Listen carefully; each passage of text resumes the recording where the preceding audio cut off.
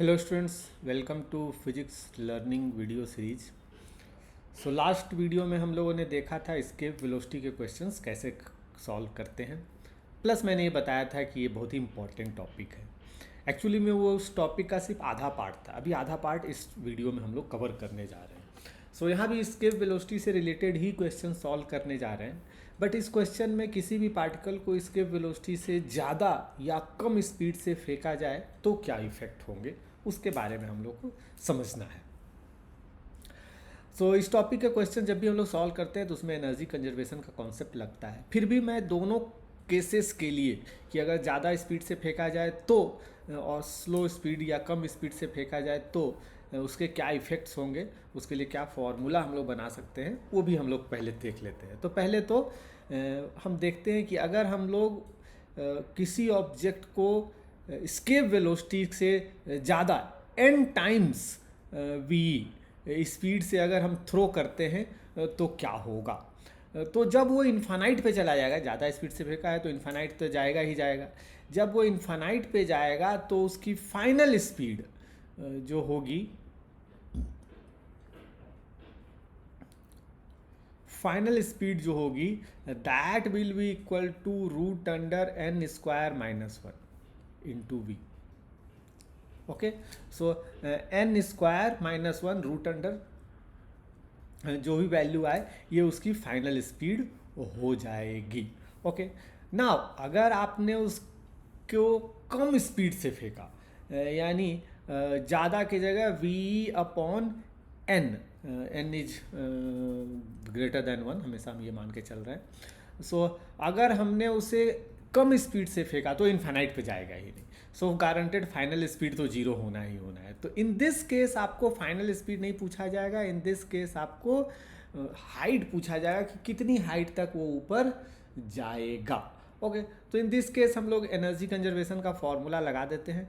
सो मैं energy conservation का formula लगाता हूँ, जी एम निगेटिव में पोटेंशियल एनर्जी होगी, प्लस हमने उसको एस्केप वेलोसिटी से थ्रो भी किया है तो half M into V by N का स्क्वायर। सो वी का स्क्वायर हो जाएगा G sorry 2g M by R, और नीचे आके एक एन स्क्वायर भी आ जाएगा।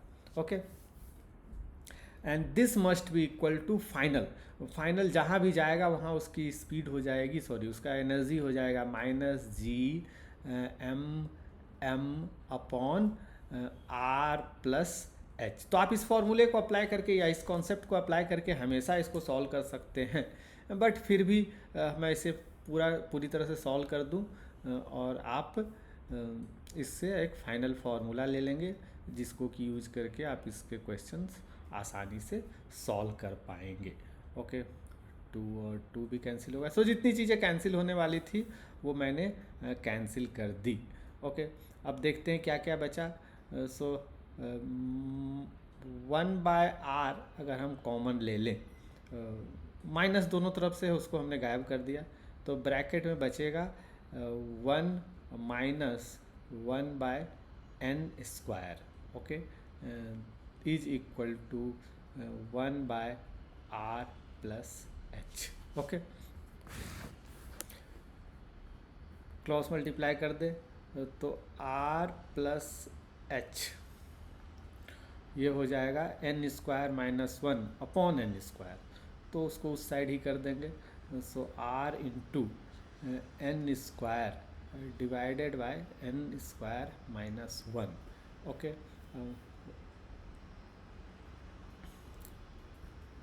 तो h हो जाएगा, इसमें और थोड़ा सा माइनस आ जाएगा, तो मैं थोड़ा सा डायरेक्ट लिखने की कोशिश करूं तो -1 करेंगे तो ऊपर हो जाएगा -1 प्लस 1। सो फाइनल आंसर मेरा जो आ रहा है उसे मैं डायरेक्ट लिखता हूँ, r divided by n square minus 1। ठीक है, तो हाइट का ये एक फॉर्मूला हो गया और फाइनल स्पीड का ये फॉर्मूला हो गया। सो अब आपके पास दो फॉर्मूले हैं कि अगर उसकी स्पीड n टाइम्स मतलब ज़्यादा है एस्केप वेलोसिटी से, तो final speed root under N square minus one V E. और अगर हमने उसको स्पीड कम से फेंका एन डिवाइडेड बाय एन से, तो डिवाइड बाय एन कर देंगे तो आपका एन की वैल्यू जो भी हो उस हिसाब से हाइट, जितनी हाइट तक वो जाएगा that will be equal to R upon N square minus one. अगर एन की वैल्यू 1 हो जाए तो एच की वैल्यू इन्फानाइट आ जाएगी, एन की वैल्यू इन्फानाइट आ जाए तो एच की वैल्यू 0 आ जाएगी। ठीक है, इन दोनों केसेस के लिए बस हमने ऐसे बोल दिया, बाकी आप ये फॉर्मूला दोनों याद रख सकते हैं। ठीक है, तो चलिए अब क्वेश्चन बनाना शुरू करते हैं। फॉर्मूला मैंने शुरू में बता दिया है, इससे क्वेश्चन हमारा थोड़ा जल्दी बन जाएगा। तो चलिए शुरू करते हैं। A body of mass m is thrown upward with a velocity √3 times. So n की वैल्यू √3 है, where v is the escape velocity of body from the final velocity पूछा है, तो आपको समझ पता ही है। इसका स्क्वायर करेंगे 3 आ जाएगा, -1 करेंगे 2 आ जाएगा, और स्क्वायर रूट कर देंगे तो √2 आ जाएगा। तो इसकी फाइनल वेलोसिटी हो जाएगी √2v, ऑप्शन डी। तो इसको चूज कर लिया, चेक कर लेते हैं, करेक्ट है। ठीक है, the escape velocity of body on the earth surface is इतना दिया हुआ है। The same body is projected upward with the velocity double. So double से भेजा है तो बॉडी एट इनफाइनाइट डिस्टेंस आपसे पूछा है, फाइनल वेलोसिटी पूछा है। तो डबल है तो डबल का स्क्वायर 4 में से एक गया 3, √3 टाइम्स 11.2 इंटू √3। ओके, तो 11.2 इंटू √3 डायरेक्ट ऑप्शन ही है, बढ़िया है, अच्छा है, कैलकुलेशन नहीं करना पड़ा, आंसर आ गया। ठीक है ना। A body is projected vertically upward from the surface radius R with a velocity 1/3। So यहाँ पर वेलोसिटी कम कर दी गई है, सो एन की वैल्यू 3 है और कम है तो हाइट निकालना होगा। तो हाइट का फॉर्मूला था R divided by N square minus 1। तो एन स्क्वायर यहाँ 9 हो जाएगा, -1 कर देंगे तो 8 हो जाएगा, यानी r/8। तो ऑप्शन ए, समझ रहे हैं। सो हमने 2 फॉर्मूले बस बना लिए हैं कि अगर वेलोसिटी n टाइम्स ज़्यादा हो तो क्या करना है, और m टाइम्स कम हो, मतलब n से डिवाइड हो तो क्या करना है। दोनों केसेस में आपको सिंपली फॉर्मूला लगा दिए, कोई एनर्जी कंजर्वेशन नहीं लगाना पड़ रहा है। मैंने फॉर्मूले दोनों एनर्जी कंजर्वेशन से ही बनाए हैं, लेकिन एक बार बनाकर फॉर्मूला याद कर लिया और क्वेश्चन सॉल्व होता जा रहा है। A body is projected vertically from the earth surface with velocity equal to half the escape velocity। तो आधा है, यानी n की वैल्यू 2 है, तो 2 का स्क्वायर 4 -1 3, तो हाइट की वैल्यू हो जाएगी r/3। समझ रहे हैं। A body is projected from the earth surface with the twice the escape velocity। तो 3 गुनी है, n की वैल्यू 3 हो गई। What will be the velocity when it is gravitation से बाहर चला जाएगा। तो फिर से आप वही √n स्क्वायर -1, तो n की वैल्यू है 3, तो √8 यानी 2√2 VE। सो 2√2 VE हो गया। ठीक है। A body is projected vertically from the surface of earth of radius r with the velocity equal to half the electric. तो मैक्सिमम हाइट पूछा है, हाफ के लिए आपको पता ही है, 2 दूनी 4 में से एक गया 3, तो r/3। शायद एक सेम नंबर के साथ एक क्वेश्चन पहले भी मिल चुका है। A body is projected vertically upward from the surface of earth with a velocity equal to 1/3 of the escape velocity. तो 1/3 है, तो मैक्सिमम हाइट पूछा है, तो 3 × 9 डिवाइड बाय 8 हो जाएगा। तो रेडियस डिवाइड बाय 8, तो 8 × 8 = 64, 800 किलोमीटर आ जाएगा। सो 800 kilometre. What is the minimum energy required to launch a satellite of mass m from the surface of planet of mass m radius इतना circular orbit in the altitude 2r। तो यहाँ पास ये question इस topic का नहीं है, फिर भी चलिए सॉल्व कर देते हैं। एनर्जी कंजर्वेशन ही लगाना है। तो यहाँ पास कहता है कि एनर्जी कितना दें ताकि वो 2r हाइट पे एक सर्कल में घूमना शुरू कर दे। तो एनर्जी कंजर्वेशन का सिंपल फॉर्मूला लिख देंगे। सरफेस पे जब है तो उसका पोटेंशियल एनर्जी -Gm/r ये होता है, प्लस हमें उसको कुछ एनर्जी देनी है तो उसको x मान लेते हैं, इज इक्वल टू फाइनल, जब वो ऊपर ऑर्बिट में घूमने लगेगा तो उसकी एनर्जी एग्जैक्टली Gm_m/2 यहाँ पास हो जाएगा R+2R3R। ओके, तो हाफ लग जाता है। ये सैटेलाइट का कॉन्सेप्ट हमने लगाया, energy of satellite, total energy of satellite.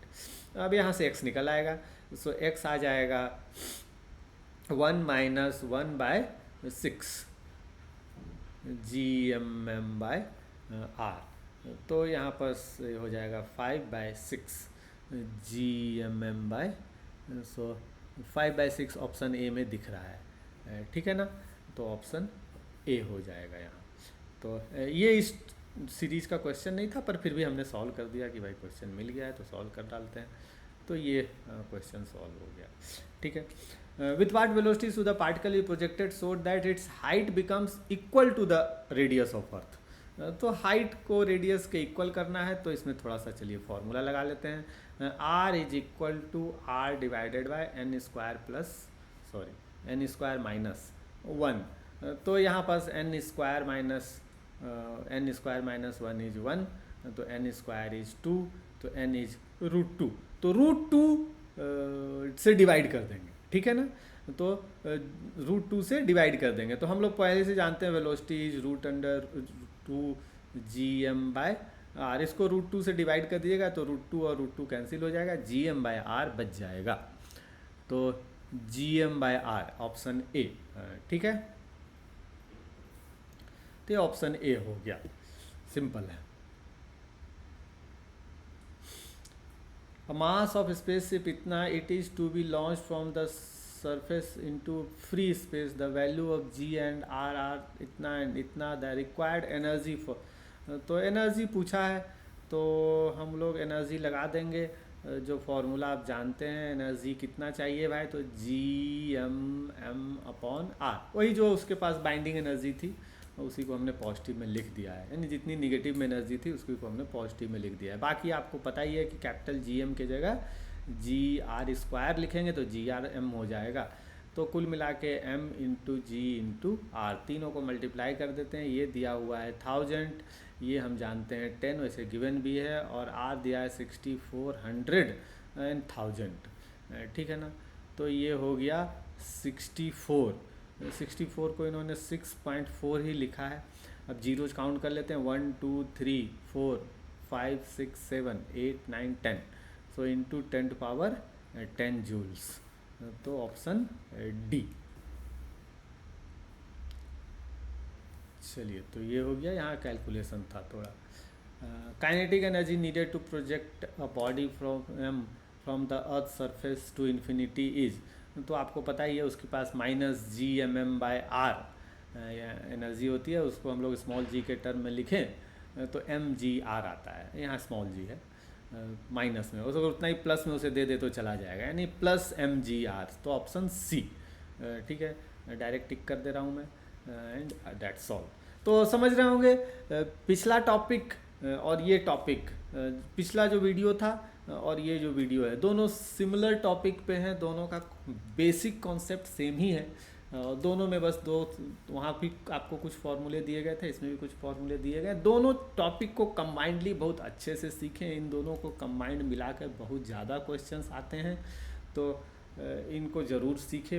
Very important topic, जैसे मैं केपलर के बारे में बोलता हूँ, Kepler's third law is very important, ये भी आपके लिए बहुत ही इम्पॉर्टेंट है। Okay, so that's all from this video. Keep solving questions. Thank you.